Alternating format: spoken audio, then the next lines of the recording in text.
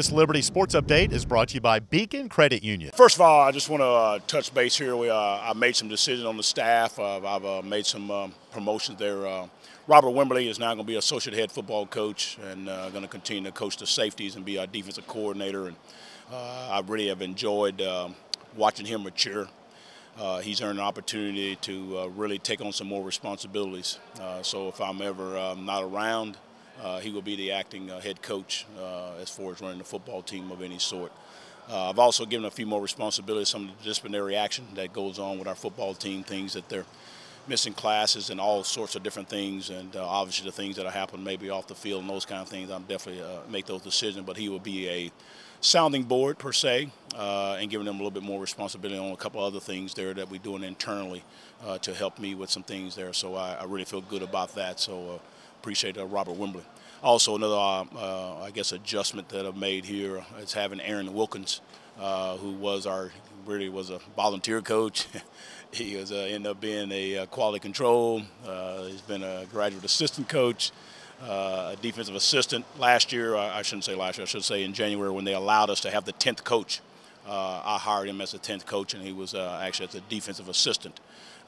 We also, with the blessings of the university, Ian McCall allowed me to have 2 more GAs.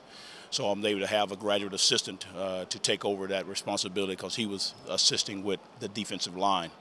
So he's assisting with the defensive line really probably all the way up till Saturday, and starting on Monday, he will then go over and start coaching the Spurs and the Nickels.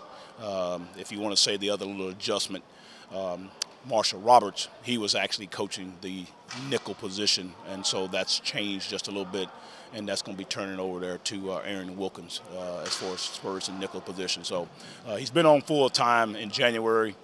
We had him with the defensive line, but now we're going to make him officially be coaching up our Spurs and nickel. So again, that has not taken place this week. Next week he'll be taking that over as far as that goes. And so we've had 2 GAs we've hired. Roy Oswego is going to be a graduate assistant, going to be a GA there for the defensive line. He was from the junior college. He actually played college ball there at Gardner-Webb. So he's been a good asset here the first week that he's been here. Then also another young man by the name of Seth Hessness, a graduate assistant, going to be helping with the tight ends, fullbacks, and also special teams with Scott Downing to help him get some things there, breakdowns and things of breaking down the opponents when we have to do it during all the week. So that's kind of really some of the staff adjustments. I guess the one other guy is Tim Baggett is taking over assistant director of player personnel. We had a little adjustment there as far as that goes. So just want to announce those adjustments and our staff. I'm excited about it. I think it's really going to make us even more better in detail, adding that 10th coach. So people are doing it all different ways. Some people do the 10th coach. They just got him as a recruiter, and he goes out quite a bit, coaches a position, but he doesn't necessarily always totally coach. I'm going the route that we're going to give him a position to coach. I think that's what's best going to help us to have us an opportunity to play some good defense and better defense than what we've been playing. How is it different this year with the spur position as opposed to in the past? I mean, is it kind of getting its own, kind of role now, I guess? No, it's not changing anything as far as that. We just only had 4 coaches on the defensive side. So I had to make some decisions as far as how you're going to work it all from that side of it, and I thought it would be very, very helpful as far as Coach Wimberly and I talking about it. He's going to coach the safety. He's still going to oversee it all, obviously, but it's going to give a little bit more detailed. We'll be able to have a coach because the spur position is a unique position. I mean, you got a pass rusher, you got to go cover. There's all the different dynamics for that position compared to a lot of other positions, in particular from the defensive perspective. And we kind of have more of a DB body type. Some people have more of a linebacker type. So that's kind of the difference. It's own unique. No matter which way you go, you need to have a coach to really coach the detail. Not to say that we hadn't coached it very, very well, but I just think to have us a little better opportunity to be more successful on the defensive side, a combination of myself and Coach Wimberly talking all about those details. What were you looking into to finding an associate head coach to replace what Ron Brown meant to you in this program, dating back to the time you two were at Nebraska? Well, I think obviously after he made a decision for him to move on to another spot, then obviously for me to decide is there anybody on my staff that I need to help me on some certain things, and who is that person? Again, I've I probably in the last 2 years have had some good conversations with Robert Wimberly, giving him some behind-the-scenes responsibilities anyway. So I think he's done some good things. He's the guy that I think is really up for an opportunity to be a head coach. And I like what he's all about. He's very organized, very detailed, and he understands how to understand the big picture. And so that's one of the, again, I got a lot of guys on my staff can fill that in very, very well. But I think at this point in time, Robert Wimberly was the best person to do that. Coach, 5 days in, what are you seeing? What are you liking so far? Well, I think I like the guys of knowing how to practice maybe a little bit better than what we may have done in the past. I guess I'm saying that in two different ways. One is that because of the way they're protecting each other. As far as we want to be physical, but we also want to look after each other and doing things in the right way. There's also a situation where we're able to have a lot better communication. I see a little bit more togetherness as far as the positions, particularly defense to offense.